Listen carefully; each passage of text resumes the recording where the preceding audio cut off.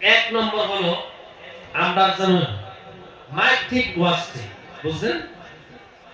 Mic যদি ঠিক হয়ে যায় ওয়াজ কি সুন্দর হয়। এই যে দেখেন কোথায় কোথায় কথা বলতে লাগে, ডেলি ডেলি প্রোগ্রাম করে একটু কষ্ট করলে হাত কয়েকদিন যাবে। এই পুগলো নেহরে ওয়াজ করলে কেন শব্দ কমসে কম অতটুকু দূরাতে কথা বলতে আছে, আর অতটুকু দূরাতে কথা বলবার গেলে আপনার বাংলা মতো না দুশো উত্তর না বুঝতে না কথাটা বুঝছেন না। তো এই জায়গায় মাইক বাংলা দেখতে হবে, মাইক বাংলা মতো সুন্দর বাচ্চাদের চালান সামনে থেকে ইনশাআল্লাহ বল জানতেন বাইরে না ভালো মাইক এলে বক্তা যদি আমতারে না তো দূরাত থেকে তো মাইক একটা ভালো মতো নাম টানতে হবে, কি বল না কি বল তো ভালো মতো নাম টানতে ইনশাআল্লাহ এলে কষ্ট হইতো। আমার ভাইয়ের আমার বন্ধুগণ শূন্যতে আর গেলাম না। আমার ভাইয়ের আমার বন্ধুগণ এই কুরআনুল কারীম যারা তেলাওয়াত করা জানে, এই কুরআনুল কারীমকে কুরআন পাঠ করে আবার আল্লাহ রাব্বুল আলামিন কিয়ামতের দিন বলবে, ও বান্দা রে কুরআন তেলাওয়াত করো আর জান্নাতের সিঁড়ি বায়া বায়া আল্লাহ জান্নাতের মাধ্যমে উঠতে থাকো, বলেন সুবহানাল্লাহ। একজন হাফিজে কুরআন কুরআন তেলাওয়াত করতে থাকবে, কুরআনকে মুহাব্বত করছিল দুনিয়ার জমিনের মাধ্যমে, কুরআনকে তেলাওয়াত করছিল, কুরআন তেলাওয়াত করতে করতে করতে করতে 30টা পারা কুরআন তেলাওয়াত হয়ে যাবে তার, সে জান্নাতুল ফিরদাউসের মাধ্যমে চলে যাইবে। আজকে যদি আমরা কোরআন তেলাওয়াত যদি করানো যদি না জানি, কোরআনটা জীবনের মাধ্যমে যদি আমরা যদি না আনতে পারি রে বাবা, কোরআনকে জীবনের মধ্যে যদি না আনতে পারি, ছোট্ট সময় কোরআন পড়তে পারি নাই, এই কোরআনকে মানতে পারি নাই, কোরআনকে বুঝতে পারি নাই, এখন যদি আমরা ছোট্ট মানুষ যদি পড়তে পারছি না, বড় হয়ে গেছে এখন কিন্তু পড়ার কোনো সময় নাই, কিন্তু তুমি চেষ্টা করে পাইবে, তারপরও তুমি যে কোরআনকে তুমি মুহাব্বত কইরা তুমি জীবনের মাধ্যমে আনতে পারো রে বাবা। কোরআন পড়া জানো না বাসকান্দি হুজুর রাহমাতুল্লাহ আলাইহি এই কথা বলে গিয়েছিল, একটা গাওয়ের মাধ্যমে কোনো মানুষ ছিলেন না রে বাবা, একটা গাওয়ের মাধ্যমে সমস্ত মানুষ মূর্খ ছিলেন, কোনো মানুষ শিক্ষিত ছিলেন না, ওই জায়গাটার মাধ্যমে মানুষ একজন মারা গেল, ওই জায়গাটার মাধ্যমে মানুষ একজন মারা গেল।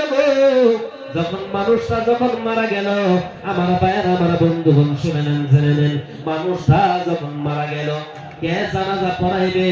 এরকম একটা মানুষ নয় তার জানাজা পড়াইবার জন্য রে বাবা। গাঁওবাসীরা টেনশন শুরু করে দিল, আর কে জানাজা পড়াইবে? কেউ এরকম নাই।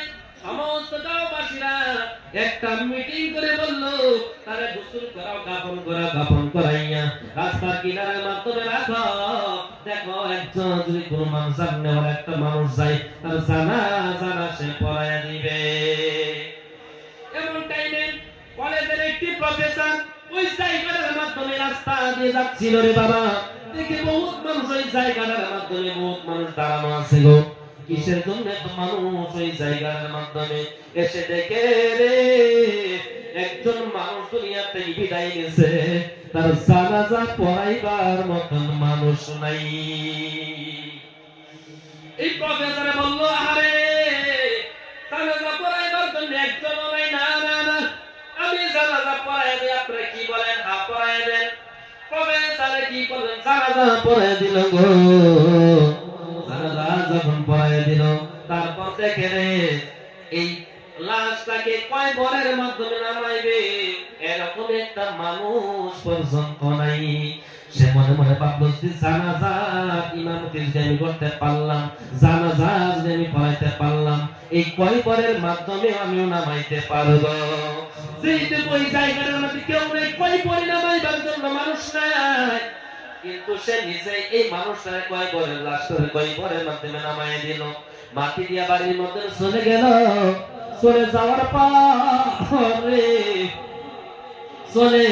পর তারপরে দেখে রে তার কলেজের আইডেন্টিটিটা তার পকেটের মাধ্যমে নাই। তার মনে হয়ে গেল, হারে সেই সাইকেলের মাধ্যমে আমি জানাজা পড়াইলাম, সেই সাইকেলের মাধ্যমে এই লাশটাকে লাশটাকে আমি দাফন করে থয়ে আসলাম, মাটি দিয়ে থয়ে আসলাম গো। ওই কয় বটটার মধ্যে মনে হয় আমার কলেজের আইডেন্টিটিটা পড়ে গেছে। এই কলেজের প্রফেসর কি করলেন, ওই গাঁয়ের মাধ্যমে যখন চলে গেলেন, গাঁয়ের মাধ্যমে যায় কয়, ও গাঁওবাসীরা রে, আমি তোমাদের ওই মানুষটার জানাজা পড়াইছিলাম, আবার ওই মানুষটাকে কয়বরের মাধ্যমে নামাই দিয়েছিলাম। যখন কয়বরের মাধ্যমে নামাই দিয়েছিলাম, কয়বরের ভিতরে আমার কলেজের আইডিটা পড়ে গেছে। আসো আসো আসো, সবাই আসো রে, কলেজের আইডিটা বাহির করতে লাগবে। কয়বরটা খনন করে কিন্তু আইডিটা বার করতে লাগবে। আমার ভাইরা এমন টাইমে সমস্ত গাঁওবাসীদেরকে নিয়ে এই কলেজের আইডেন্টিটা যখন কয়বর থেকে উঠাইবে, তখন 3টা কাপ উঠাইছে গো বাবা রে, ওই কয়বরের ভিতরে আল্লাহর নূর আর চমকিতে আছে। আমার ভাইরা, আমার বন্ধুগণ, প্রফেসরের মাথা গরম হয়ে গেল। সেই সাইকেলের মাধ্যমে সেই এলাকার ভিতরে আর একটা মানুষ নাই শিক্ষিত, একটা মানুষ এরকম পরিবর্তনওয়ালা একটা মানুষ নাই, সমস্ত মানুষ মূর্খ। ওই জায়গাটার মাধ্যমে আল্লাহর ওলি করতে কি আসলো। তারপর যখন কি করলেন, সমস্ত গাঁওবাসীদেরকে বললো, ও গাঁওবাসীরা রে, আর বাড়িটা কোথায়, বাড়ির মধ্যে আমারে নিয়ে যাও। তার বাড়িটা কোথায়, বাড়ির মধ্যে আমারে নিয়ে যাও। তারপর সমস্ত গাঁওবাসীরা তার বাড়ির মাধ্যমে, তার বাড়ির মাধ্যমে নিয়ে গেল। ছোট ছোট মাসুম বাচ্চা, তাদেরকে জিজ্ঞাসা করা হলো, বাবা রে, তোমার বাবা এমন কি আমল করত, কি আমল করত আমার কাছে বলো। কলেজের প্রফেসর দুটো চোখের পানি জোর জোর জোর জোর করে ছিঁড়ে ছিঁড়ে বলতে আছে, ও বাড়ির মানুষরা তোমরা বলো, কি আমল করতো, কি আমল করতো তোমার বাবা, তোমার এই বাড়ির পুরা বাবা কি আমল করতো। এমন টাইমে ছোট ছোট মাসুম বাচ্চারা গায়াল, এমন টাইমে কই, স্যার আমার বাবা সারাদিন মানুষের বাড়ির মাধ্যমে কাম করতো, মানুষের বাড়ির মাধ্যমে কাম করিয়া যখন বাড়ির মধ্যে আসতো, আমার বাবা 2টা চোখের পানি জর জর জর জর করে দুনিয়ার জমিনের মধ্যে এরকম ভাবে কাঁদত। তারপর দেখলাম আমার বাবা জানি থেকে জানি আল্লাহর একটা কুরআন জানি আনছে গো, এই কুরআনটাকে আলমারির উপরে তোয়া দেয়। আমার বাবা জানি গো সারাটা দিন মানুষের বাড়ির মাধ্যমে কাম করে, মানুষের বাড়ির মধ্যে কাম করে আত্মায় মুক্ত টেঙ্গইয়া আল্লাহর কালামুল্লাহ শরীফটা হাতের মধ্যে ধরে গো, আল্লাহর কালামুল্লাহ শরীফ হাতের মধ্যে ধরিয়া বুকের মধ্যে দেয় আর সুমা দেয়। আমার বাবা পড়া জানে না, মূর্খ ছিল, কিন্তু আল্লাহর কালামুল্লাহ শরীফটার মুহাব্বত করত গো হুজুর। এরকম ভাবে আল্লাহর কালামুল্লাহ শরীফটারে মেলাইতো।